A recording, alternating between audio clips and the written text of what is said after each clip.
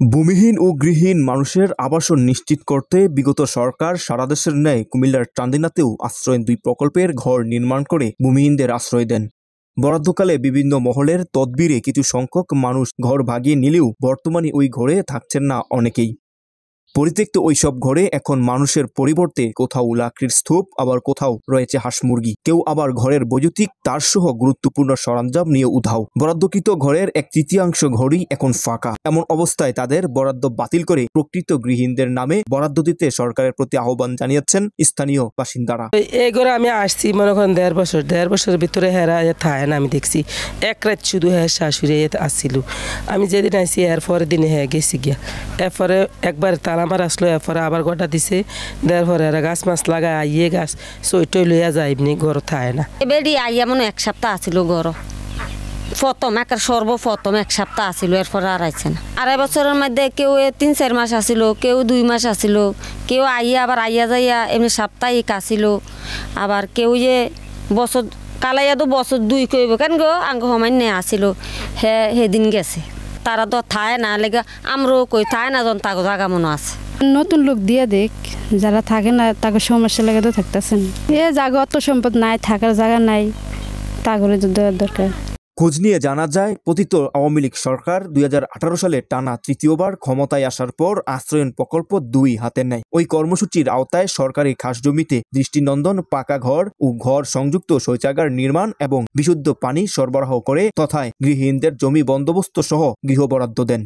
ওই কর্মসূচির আওতায় কুমিল্লার চান্দিনায় 5 ধাপে উপজেলার মাইচকার ইউনিয়নের ভোমরকান্দি, কেরনখাল ইউনিয়নের ছয়গুড়িয়া, বারেরা ইউনিয়নের বারেরা, মৈসাইল ইউনিয়নের অম্বরপুর, শুইলপুর ইউনিয়নের শুইলপুর গ্রাম সহ বিভিন্ন স্থানে 216টি গৃহ নির্মাণের মধ্য দিয়ে প্রতিটি ঘরে গৃহহীনদের আবাসন নিশ্চিত করেন। পরবর্তীতে ওই ঘরে থাকছে না অনেক পরিবার। ঘর বরাদ্দপ্রাপ্ত সুবিধাভোগীরা কেউ বা কর্মের তাগিদে পরিবার নিয়ে শহরে থাকেন, আবার কেউ বা ঘর বরাদ্দ নিয়ে পূর্বের ঠিকানায় ফিরে গেছেন।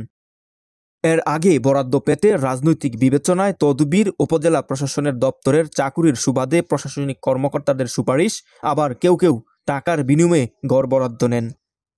তুই বড় বিষ গেছত কি আর আমি কাকা কাগজ ঘর বলে এনো দেয়, আমি কাগজের লেগে দৌড়াদৌড়ি করতেছি।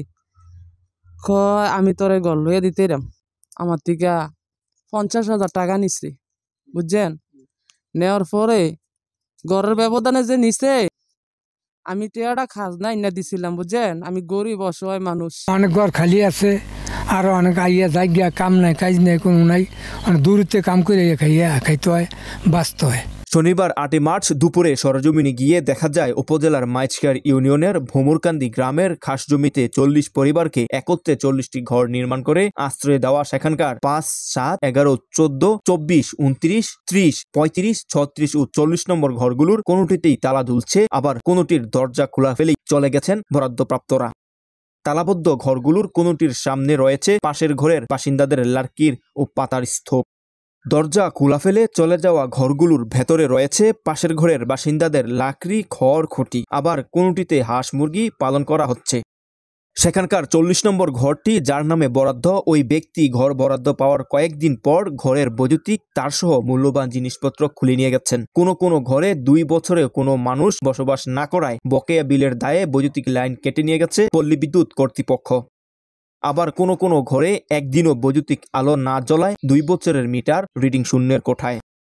ভোমরকান্দি আশ্রয়ন প্রকল্পের বাসিন্দা ওসমান গনি বলেন, সেই সময়ে ঘরগুলো এলোমেলোভাবে বরাদ্দ দেওয়া হয়েছে। এক গ্রামের বা এক ইউনিয়নের বাসিন্দাকে অন্য গ্রামে অন্য ইউনিয়নে ঘর দেয়, যে কারণে অনেকেরই কোনো কাজকর্ম নেই। এখানে অনেকে কর্ম না পেয়ে বাধ্য হয়ে অন্যত্র চলে গেছেন।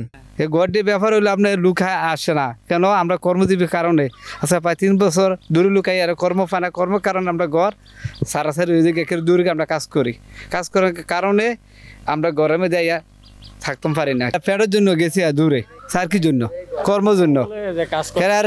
কাজকর্ম নাই, আমরা এলাকা থেকে তো আমরা লাভ নাই, এটা কোনো ফ্যাক্টরি নাই, কোনো কিছু নাই, আমরা থেকে তো লাভ নাই, আমরা দূরে গিয়ে কাজকর্ম এটা ভালো। গত রবিবার 9 মার্চ উপজেলার কেরনখাল ইউনিয়নের ছয়গুড়িয়া গ্রামে গিয়ে দেখা যায় ঢাকা চট্টগ্রাম মহাসড়ক সংলগ্ন অত্যন্ত সুন্দর পরিবেশে একসঙ্গে 30টি গৃহ নির্মাণ করে সেগুলো বরাদ্দ প্রদান করা হয়। বর্তমানে সেখানে 16টি পরিবার স্থায়ীভাবে বসবাস করলেও 10টি পরিবারের কোনো খোঁজ নেই। 4টি ঘরে প্রকৃত বরাদ্দপ্রাপ্ত না থেকে অন্যদের বসবাস। অভিযোগ রয়েছে উপজেলা প্রশাসনে অস্থায়ী ভিত্তিতে চাকরি করার সুবাদে লাইলি বেগম ঘর বরাদ্দ নিয়ে এ পর্যন্ত ওই ঘরেই বসবাস করেননি। রিকশা চালক সুজন ঘর বরাদ্দ নিয়ে একদিনও থাকেননি।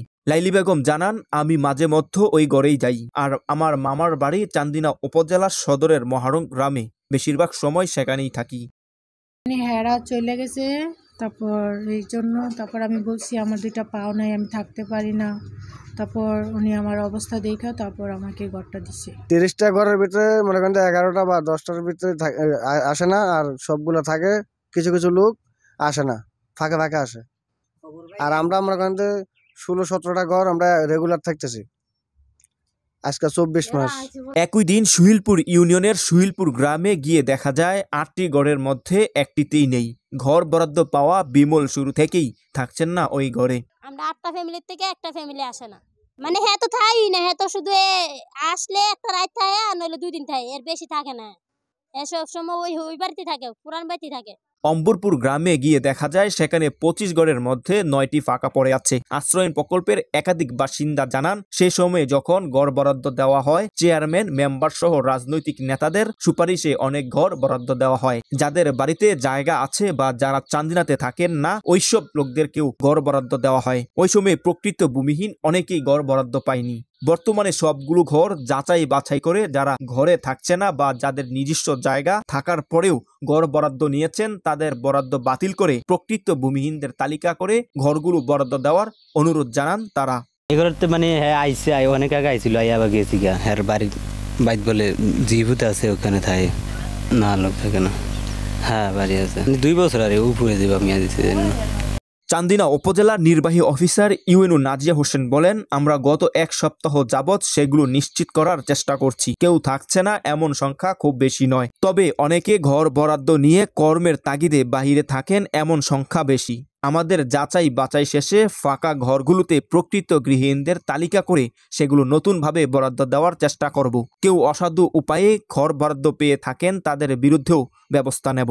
এছাড়া সরকারি ঘরের মালামাল কেউ যদি নিয়ে যান তদন্ত সাপেক্ষে ব্যবস্থা গ্রহণ করা হবে।